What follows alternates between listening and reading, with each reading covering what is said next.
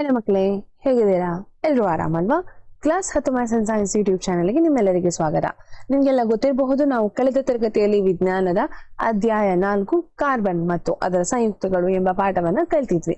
ಇವತ್ತು ಅದರ ಮುಂದುವರೆದ ಭಾಗ ಅಂದ್ರೆ ಭಾಗ 2 ನೋಡ್ತಾ ಇದ್ವಿ. ಕಳೆದ ತರಗತಿಯಲ್ಲಿ ನಾವು ಸ್ವಲ್ಪ ಕಾರ್ಬನ್ ನ ಬಗ್ಗೆ, ಅದರ ಪ್ರಮಾಣ ಎಷ್ಟಿದೆ ಭೂಮಿಯಲ್ಲಿ, ಹಾಗೆ ಕಾರ್ಬನ್ ನ ಸಹವ್ಯಾಲೆನ್ಸಿಯ ಬಂಧದ ಬಗ್ಗೆ ಕಲ್ತಿದ್ವಿ. ಅಂದ್ರೆ ಕಾರ್ಬನ್ ಯಾವ ರೀತಿ ಬಂಧವನ್ನ ಏರ್ಪಡಿಸ್ತದೆ ಅನ್ನೋದನ್ನ ನೋಡಿಕೊಂಡು ಅಲ್ವಾ. ಕಾರ್ಬನ್ಗೆ ಏನ್ ಮಾಡ್ಲಿಕ್ಕೆ ಆಗುದಿಲ್ಲ, ಅಯಾನಿಕ ಬಂಧವನ್ನ ನಡೆಸ್ಲಿಕ್ಕೆ ಆಗುದಿಲ್ಲ. ಅಂದ್ರೆ ತನ್ನ ಇಲೆಕ್ಟ್ರಾನ್ಗಳನ್ನ 4 ಇಲೆಕ್ಟ್ರಾನ್ಗಳನ್ನ ಫ್ರೀ ಇಲೆಕ್ಟ್ರಾನ್ಗಳನ್ನ ಏನ್ ಮಾಡ್ಲಿಕ್ಕೆ ಆಗುದಿಲ್ಲ, ಇನ್ನೊಂದು ಯಾವುದೇ ಒಂದು ಧಾತುವಿಗೆ ಕೊಡಲು ಕೂಡ ಆಗುದಿಲ್ಲ, ಹಾಗೆ 4 ಇಲೆಕ್ಟ್ರಾನ್ಗಳನ್ನ ಅಂದ್ರೆ ಪಡೆಯಲು ಕೂಡ ಆಗುವುದಿಲ್ಲ ಅಲ್ವಾ. ಈ ರೀತಿ ಕಾರ್ಬನ್ ಏನಾಗಿದೆ ಅಂದ್ರೆ ಆ ಎರಡು ರೀತಿಯನ್ನು ಕೂಡ ಮಾಡ್ಲಿಕ್ಕೆ ಆಗದ ಕಾರಣ ಕಾರ್ಬನ್ ಏನ್ ಮಾಡ್ತದೆ, ಕಾರ್ಬನ್ ಅದರ 4 ಇಲೆಕ್ಟ್ರಾನ್ಗಳನ್ನ ಬೇರೆ ಧಾತುಗಳೊಂದಿಗೆ ಏನ್ ಮಾಡ್ತದೆ, ಶೇರ್ ಮಾಡಿಕೊಳ್ತದೆ ಆಯ್ತಾ.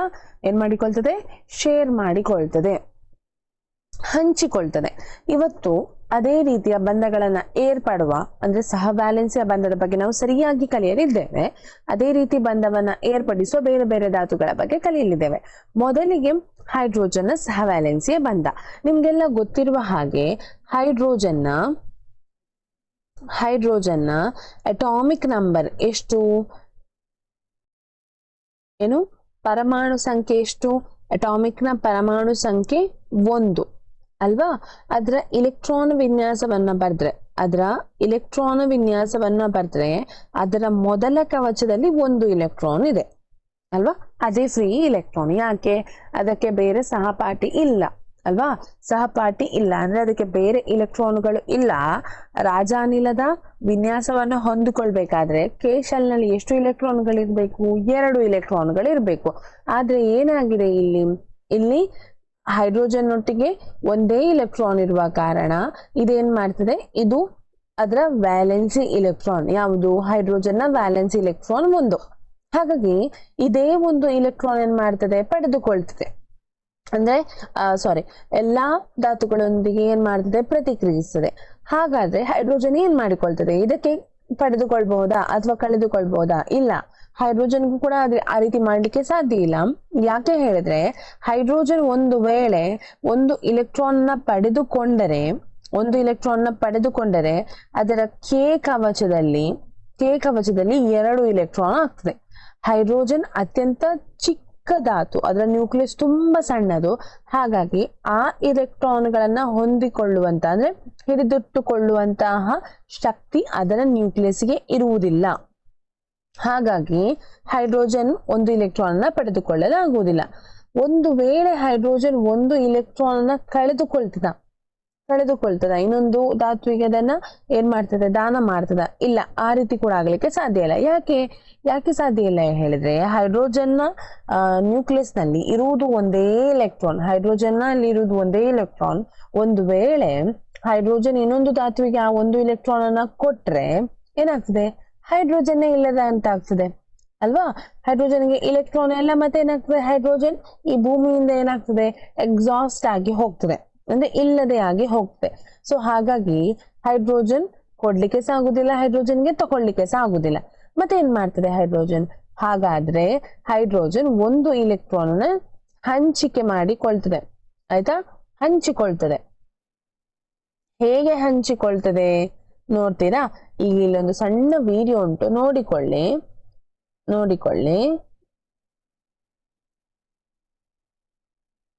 ನೋಡಿ, ಈ ರೀತಿ 2 ಕೂಡ ಹತ್ರ ಬಂದು ಇದು ಇನ್ನೊಮ್ಮೆ ನೋಡಿ.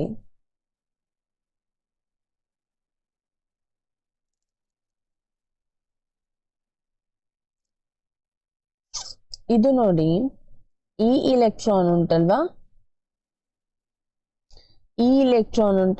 ಇದು ಯಾವುದು, ಮೊದಲ ಹೈಡ್ರೋಜನ್ ನ ಇಲೆಕ್ಟ್ರಾನ್. ಈ ಇಲೆಕ್ಟ್ರಾನ್ 2ನೇ ಹೈಡ್ರೋಜನ್ ನ ಇಲೆಕ್ಟ್ರಾನ್.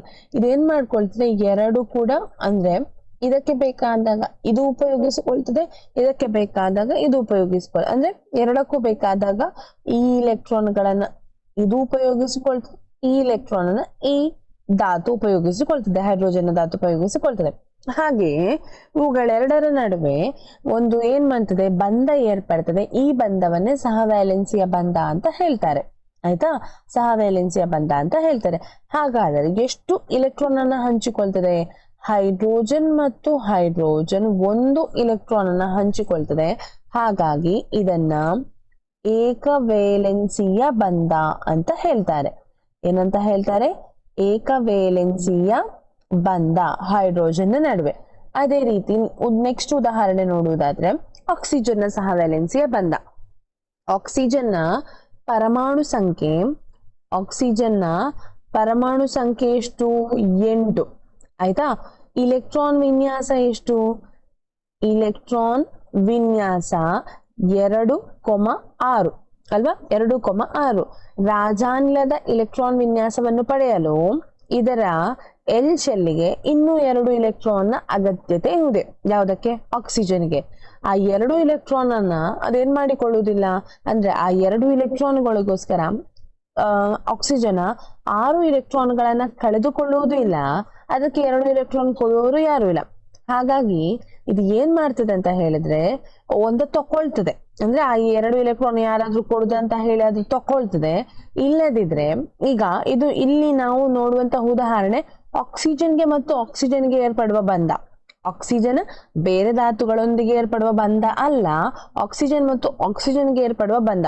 ಈ 2 ಆಕ್ಸಿಜನ್ಗೆ ಕೂಡ 2 ಇಲೆಕ್ಟ್ರಾನ್ಗಳ ಅಗತ್ಯತೆ ಇರುವುದರಿಂದ 2 ಆಕ್ಸಿಜನ್ಗೆ ಕೂಡ 2 ಆಕ್ಸಿಜನ್ ಧಾತುಗಳಿಗೆ ಕೂಡ 2 ಇಲೆಕ್ಟ್ರಾನ್ ನ ಅಗತ್ಯತೆ ಇರುವುದರಿಂದ ಇದೇನ್ ಮಾಡ್ತದೆ? ಹಂಚಿಕೊಳ್ತದೆ. ಒಂದು ವೇಳೆ ಇಲ್ಲಿ ಕೇಳಿ, ಆಕ್ಸಿಜನ್ ಒಟ್ಟಿಗೆ ಮೆಗ್ನೀಷಿಯಂ ಏನಾದ್ರೂ ಇದ್ದಿದ್ರೆ ಏನ್ ಮಾಡ್ತದೆ? ಮೆಗ್ನೀಷಿಯಂ 2 ಇಲೆಕ್ಟ್ರಾನ್ಗಳನ್ನ ಫ್ರೀ ಆಗಿ ಆಕ್ಸಿಜನ್ಗೆ ಕೊಡ್ತಾ ಇತ್ತು. ಆದ್ರೆ ಇಲ್ಲಿ ಇರುವಂತದ್ದು ಯಾವುದು? ಒಂದೇ ಜಾತಿಯ 2 ಧಾತುಗಳು ಅಲ್ವಾ? ಅಂದ್ರೆ 2 ಧಾತುಗಳು ಕೂಡ ಸೇಮ್. ಹಾಗಾಗಿ ಇಲ್ಲಿ ಏನ್ ಮಾಡ್ತದೆ ಅಂತ ಹೇಳಿದ್ರೆ ಈ 2 ಇಲೆಕ್ಟ್ರಾನ್ಗಳನ್ನ ಇವುಗಳು ಹಂಚಿಕೊಳ್ತದೆ. ನೋಡೋಣ, ನಾವು ವಿಡಿಯೋ ನೋಡೋಣ ಏನಾಗ್ತದೆ ಅಂತ ಹೇಳಿಕೊಂಡು. ಇಲ್ಲಿ ನೋಡಿ ಏನಾಗ್ತದೆ ಅಂತ ಹೇಳಿ. ನೋಡಿ, ಈ 2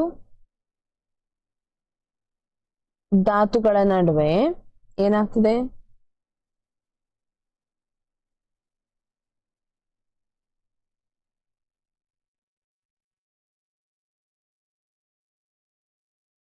ಈ 2 ಧಾತುಗಳ ನಡುವೆ ಬಂಧ ಏರ್ಪಡ್ತದೆ. ಅಂದ್ರೆ ಆಕ್ಸಿಜನ್ ಮತ್ತು ಆಕ್ಸಿಜನ್ ನಡುವೆ 2 ಇಲೆಕ್ಟ್ರಾನ್ಗಳ ಹಂಚಿಕೆ ಇರ್ತದೆ. 2 ಇಲೆಕ್ಟ್ರಾನ್ಗಳನ್ನ ನಾವು 2 ಲೈನ್ ಮಾಡಿ ಉಪಯೋಗಿಸ್ತೇವೆ. 2 ಇಲೆಕ್ಟ್ರಾನ್ಗಳನ್ನ ಹಂಚಿಕೆ ಇರ್ತದೆ. ಹಾಗಾಗಿ ಈ ರೀತಿಯ ಬಂಧವನ್ನು ದ್ವಿಸಹವೇಲೆನ್ಸಿಯ ಬಂಧ ಅಥವಾ ದ್ವಿವೇಲೆನ್ಸಿಯ ಬಂಧ ಅಂತ ಕೂಡ ಹೇಳ್ತಾರೆ. ಆಯ್ತಾ?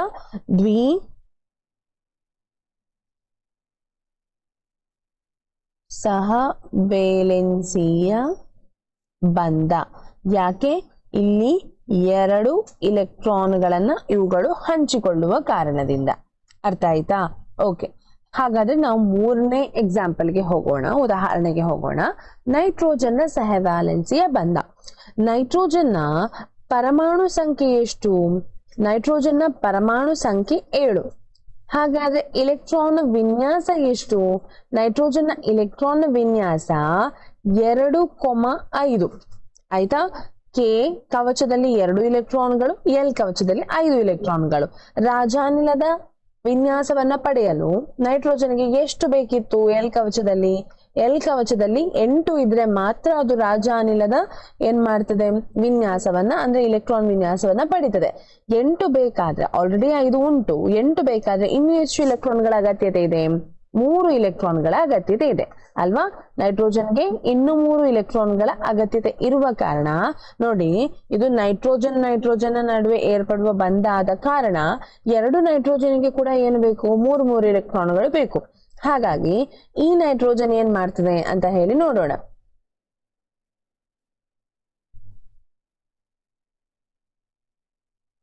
ಇಲ್ಲಿ ನೋಡಿ, ನೈಟ್ರೋಜನ್ ನಡುವೆ 3 ಬಂಧಗಳು ಏರ್ಪಡ್ತದೆ. ಒಂದು ಇಲ್ಲಿ, ಒಂದು ಇಲ್ಲಿ, ಮತ್ತೊಂದು ಇಲ್ಲಿ. ಇದೆರಡು ಕೂಡ ಹತ್ರ ಬಂದು 3 ಬಂಧ, ತ್ರಿವೇಲೆನ್ಸಿಯ ಬಂಧ. ನೈಟ್ರೋಜನ್ ನಡುವೆ ಎಷ್ಟು ಇಲೆಕ್ಟ್ರಾನ್ಗಳ ಬಂಧ ಏರ್ಪಡ್ತದೆ? 3. ವೇಲೆನ್ಸಿಯ ಬಂಧ, ಸಹವೇಲೆನ್ಸಿಯ ಬಂಧ ಅಂತ ಕೂಡ ಹೇಳ್ತಾರೆ. ಆಯ್ತಾ, ಇದು ನೈಟ್ರೋಜನ್ಗೆ ಇರುವ ಉದಾಹರಣೆ. ಹಾಗಾದರೆ ಇನ್ನು ಬೇರೆ ಯಾವ್ದಾದ್ರು ಇದೆಯಾ? ಇದೆ, ಇಲ್ಲಿ ಒಂದು ಎಕ್ಸಾಂಪಲ್ ಉಂಟು, ಅಮೋನಿಯಾದ ಸಹವೇಲೆನ್ಸಿಯ ಬಂಧ ಅಂತ. ಅಮೋನಿಯಾದ ಫಾರ್ಮುಲಾ ನಾನು ಮೊದಲಿಗೆ ಬರಿತೇನೆ. ಅಮೋನಿಯಾದ ಫಾರ್ಮುಲಾ NH3, ಒಂದು ನೈಟ್ರೋಜನ್, 3 ಹೈಡ್ರೋಜನ್ ಇದೆ. ಈಗ ಈ ನೈಟ್ರೋಜನ್ಗೆ ಏನ್ ಬೇಕು? ನೈಟ್ರೋಜನ್ ನ ಪರಮಾಣು ಸಂಖ್ಯೆ ನೋಡುದಾದ್ರೆ ನೈಟ್ರೋಜನ್ ನ ಪರಮಾಣು ಸಂಖ್ಯೆ 7, ಇದರ ಇಲೆಕ್ಟ್ರಾನ್ ವಿನ್ಯಾಸ 2,5. ಹೈಡ್ರೋಜನ್ ನ ಪರಮಾಣು ಸಂಖ್ಯೆ ಎಷ್ಟು? 1, ಪರಮಾಣು ಸಂಖ್ಯೆ 1, ಇಲೆಕ್ಟ್ರಾನ್ ವಿನ್ಯಾಸ 1. ಇದಕ್ಕೆ ಹೈಡ್ರೋಜನ್ಗೆ 1 ಇಲೆಕ್ಟ್ರಾನ್ ಬೇಕು, ನೈಟ್ರೋಜನ್ಗೆ 3 ಇಲೆಕ್ಟ್ರಾನ್ಗಳು ಬೇಕು. ಇಲ್ಲಿ ಅಮೋನಿಯಾದಲ್ಲಿ 3 ಹೈಡ್ರೋಜನ್ ಇರುವ ಕಾರಣ 3 ಹೈಡ್ರೋಜನ್ ಕೂಡ ಒಂದೊಂದು ಇಲೆಕ್ಟ್ರಾನ್ ಅನ್ನು ನೈಟ್ರೋಜನ್ಗೆ ಕೊಡ್ತದೆ. ಈ ರೀತಿ ಬಂಧ ಏರ್ಪಡ್ತದೆ. ನಾವು ನೋಡುವ, ಇಲ್ಲೊಂದು ವಿಡಿಯೋ ಇದೆ,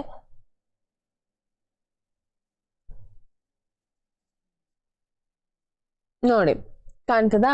ಇಲ್ಲಿ ಪ್ರತಿ ಹೈಡ್ರೋಜನ್ ಏನ್ ಮಾಡ್ತದೆ? ನೈಟ್ರೋಜನ್ಗೆ ಒಂದೊಂದು ಇಲೆಕ್ಟ್ರಾನ್ಗಳನ್ನ ಹಂಚಿಕೊಳ್ತದೆ. ಆಯ್ತಾ, ಹಂಚಿಕೊಳ್ತದೆ. ಹಾಗಾಗಿ ಇಲ್ಲಿ ನೈಟ್ರೋಜನ್ ಮತ್ತು ಹೈಡ್ರೋಜನ್ ನ ನಡುವೆ ಎಷ್ಟು ಬಂಧ ಏರ್ಪಡ್ತದೆ? 3 ಬಂಧ ಏರ್ಪಡ್ತದೆ. ಇದು ಕೂಡ ತ್ರಿವೇಲೆನ್ಸಿಯ ಬಂಧಕ್ಕೆ ಒಂದು ಉದಾಹರಣೆ. ಹಾಗಾದರೆ ಅಯೋನಿಕ ಬಂಧ ಮತ್ತು ಸಹವೇಲೆನ್ಸಿಯ ಬಂಧಕ್ಕಿರುವ ವ್ಯತ್ಯಾಸ ಏನು? ಅಯೋನಿಕ ಬಂಧವನ್ನ ನಾವು ಲೋಹ ಮತ್ತು ಅಲೋಹಗಳು ಪಾಠದಲ್ಲಿ ಕಲಿತಿದ್ದೇವೆ. ಸೊ ಅಲ್ಲಿ ಲೋಹ ಮತ್ತು ಅಲೋಹದ ನಡುವೆ ನಡೆಯುವ ಬಂಧವನ್ನ ಅಯೋನಿಕ ಬಂಧ ಅಂತ ಹೇಳ್ತಾರೆ. ಹಾಗಾದ್ರೆ ಸಹವೇಲೆನ್ಸಿಯ ಬಂಧ ಮತ್ತು ಅದಕ್ಕಿರುವ ವ್ಯತ್ಯಾಸವೇನು?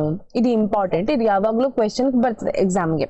ಸೊ ಅಯೋನಿಕ ಬಂಧ ಅಂತ ಹೇಳಿದ್ರೆ ಧಾತುಗಳು ತಮ್ಮ ಕವಚದಲ್ಲಿರುವ, ಕೊನೆಯ ಕವಚದಲ್ಲಿರುವ ಇಲೆಕ್ಟ್ರಾನ್ಗಳನ್ನ ಒಂದ ಪಡೆದುಕೊಳ್ತದೆ, ಮತ್ತೊಂದ ಏನ್ ಮಾಡ್ತದೆ? ಇಲ್ಲದಿದ್ರೆ ಇನ್ನೊಂದು ಧಾತುವಿಗೆ ದಾನ ಮಾಡಿಕೊಳ್ತದೆ, ಅಂದ್ರೆ ಕಳೆದುಕೊಳ್ತದೆ. ಯಾಕೆ? ರಾಜಾನಿಲದ ವಿನ್ಯಾಸವನ್ನ ಪಡೆಯಲಿಕ್ಕೆ. ಆದ್ರೆ ಇಲ್ಲಿ ನೋಡಿದ ಪ್ರಕಾರ ಸಹವೇಲೆನ್ಸಿಯ ಬಂಧದಲ್ಲಿ ಏನಾಗ್ತದೆ? ಇವೆಲ್ಲವೂ ಹಂಚಿಕೊಳ್ತದೆ.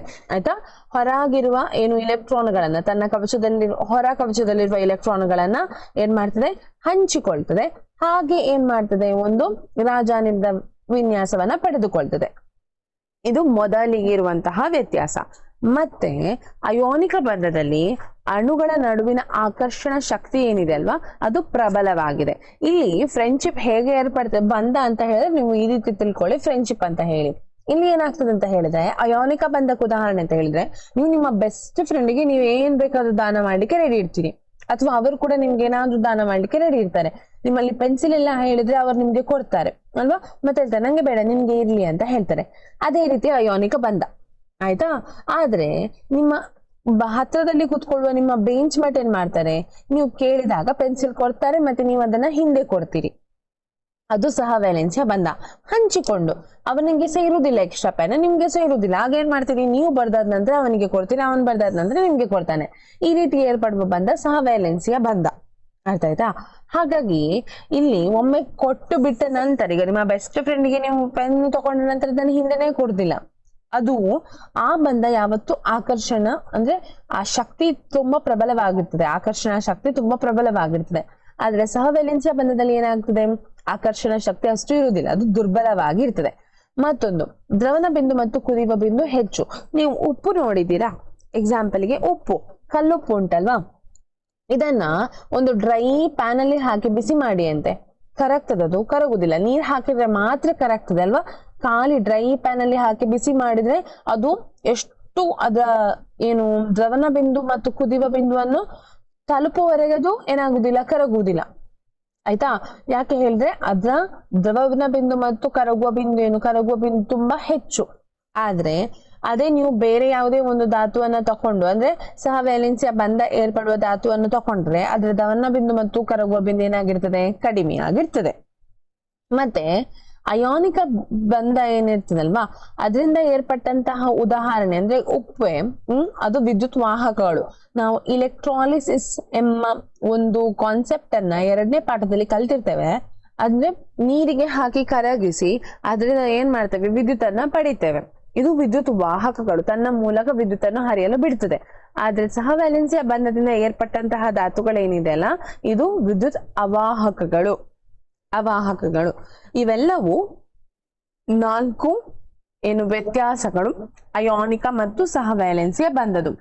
ಇಷ್ಟು ನಿಮಗೆ ಕಾನ್ಸೆಪ್ಟ್ ಕ್ಲಿಯರ್ ಆಗಿದ್ರೆ ನಮ್ಮ ವಿಡಿಯೋನ ಲೈಕ್ ಮಾಡಿ, ಮತ್ತೆ ನಿಮ್ಮ ಫ್ರೆಂಡ್ಸ್ ಜೊತೆ ಕೂಡ ಶೇರ್ ಮಾಡಿ, ಅವರಿಗೂ ಕೂಡ ಹೇಳಿ. ಹಾಗೆ ಚಾನೆಲ್ ಅನ್ನ ಸಬ್ಸ್ಕ್ರೈಬ್ ಮಾಡಿ, ಹೊಸದಾಗಿ ನೋಡ್ತಾ ಇರೋದಾದ್ರೆ ಚಾನೆಲ್ ಅನ್ನು ಸಬ್ಸ್ಕ್ರೈಬ್ ಮಾಡಿ ಅಂತ ಹೇಳ್ತಾ ಎಲ್ಲರಿಗೂ ಧನ್ಯವಾದಗಳು.